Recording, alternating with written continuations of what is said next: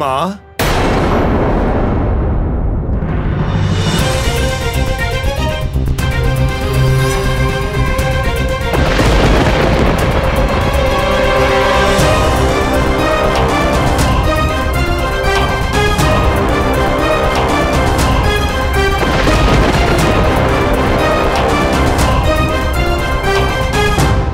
নারায়ণ, আমাকে ক্ষমা করে দেবেন।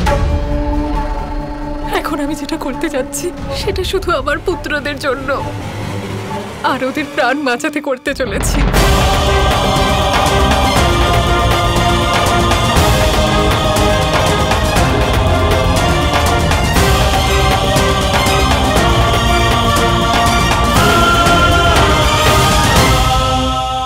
মা, দেখুন আজ দান হিসেবে আমি কি পেয়েছি।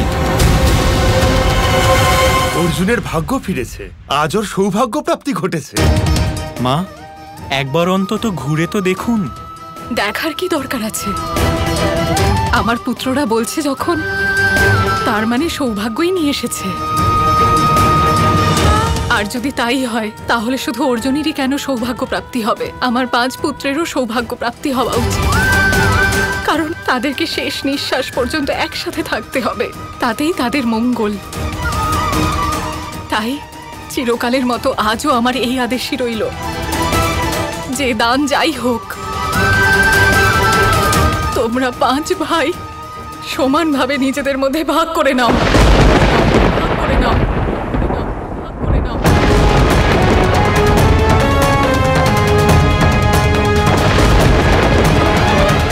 আমাদের আর দেরি করা উচিত হবে না মহারাজ, যত শীঘ্রই সম্ভব পাণ্ডবদের এখানে নিয়ে আসতে হবে। আপনি আমাকে অনুমতি দিন, আমি স্বয়ং ওদের এখানে নিয়ে আসছি। হ্যাঁ হ্যাঁ, নিশ্চয়ই। এ তো সত্যি অতীব উত্তম সংবাদ। নিঃসন্দেহে এই হস্তিনাপুর পাণ্ডবদেরও রাজ্য, তাড়াতাড়ি ওদের এখানে ফিরিয়ে আনা উচিত। আজ্ঞে মহারাজ। তাই তোমাকে আমি এই আদেশ দিচ্ছি যে দাঁড়ান বাবা,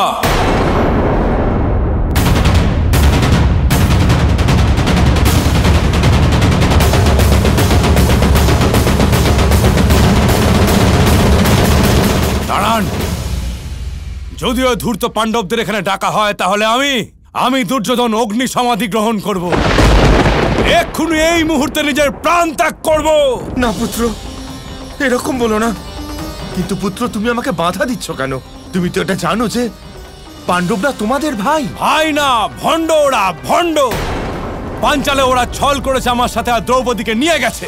আর আমার প্রিয় মিত্র কর্ণকে ঘোর অপমান করেছে ওই পাণ্ডবেরা।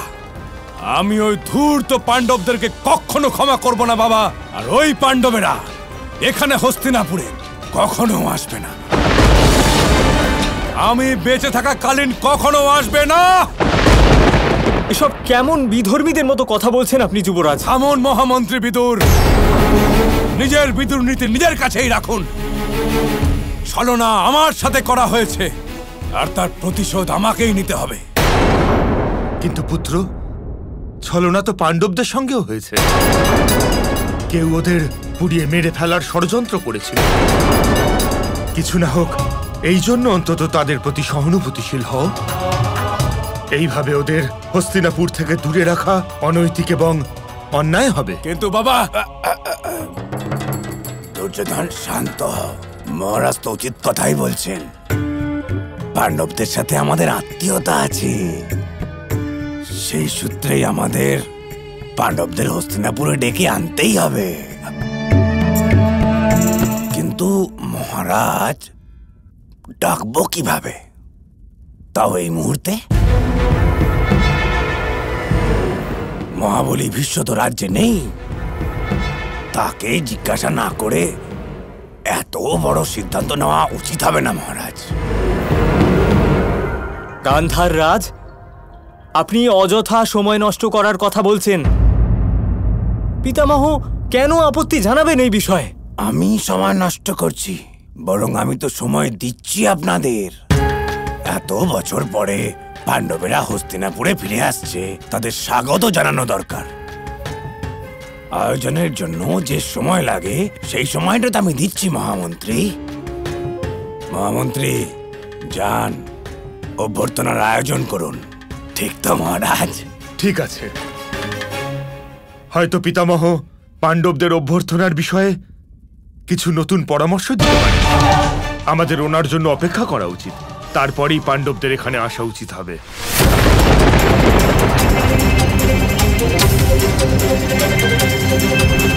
মা, আপনি একবার তো ঘুরে দেখতে পারতেন। আপনি কি বললেন?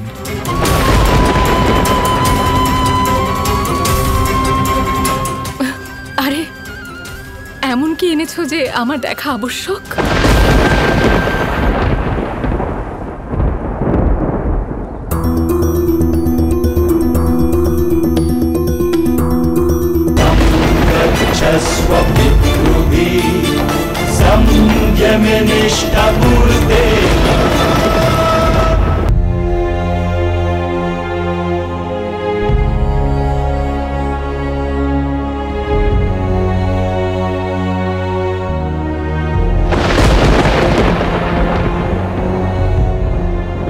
আরে এ তো দান নয়, এ তো কন্যা।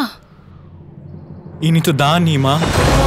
ওনার পিতা কন্যাদান হিসেবে ওনাকে আমায় দিয়েছেন, আর ওনাকে আমি আপনার কাছে এনেছি। ইনি দ্রৌপদী, মহারাজ দ্রুপদের কন্যা। ওনার স্বয়ম্বরে জয়ী হয়ে আমি ওনাকে পেয়েছি।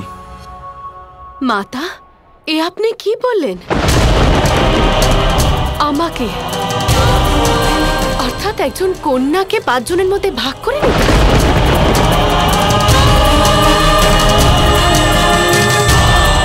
আমাকে ক্ষমা করে দিও মা, আমি খুব বড় ভুল করে ফেলেছি। আমি সর্বদা এটাই করে এসেছি। ওরা যাই নিয়ে আসে আমার আদেশ অনুসারে সবার মধ্যে ভাগ করে নেয়।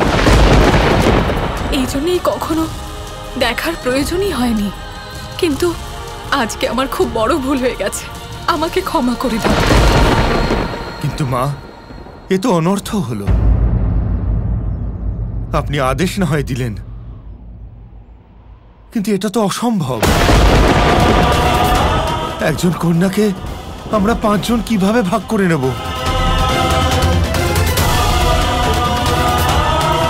হ্যাঁ মা, দয়া করে তোমার কথাগুলো ফিরিয়ে নাও।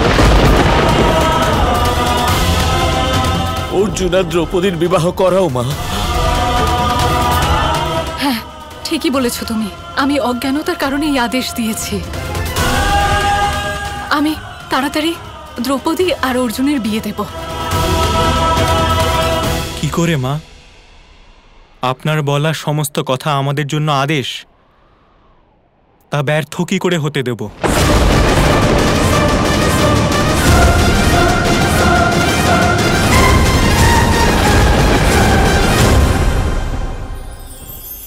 যখন একজন ভক্ত এবং তার ভগবান এক আকার ধারণ করেন, যখন একজন ভক্ত নিজের ভগবানের প্রতি, নিজের জীবনের লক্ষ্যের প্রতি সম্পূর্ণরূপে সমর্পিত হয়ে যান, তখন জন্মগ্রহণ করে ভক্তি।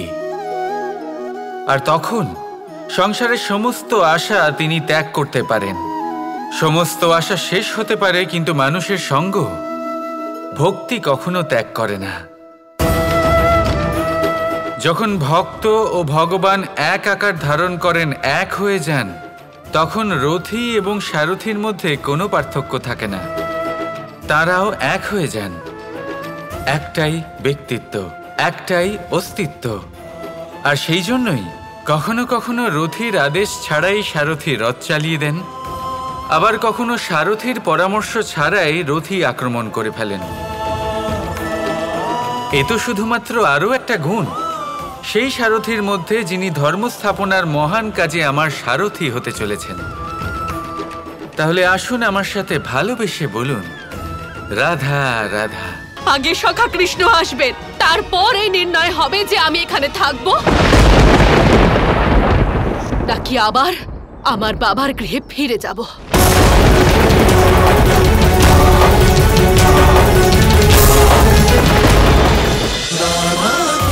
Krishna Krishna Krishna Krishna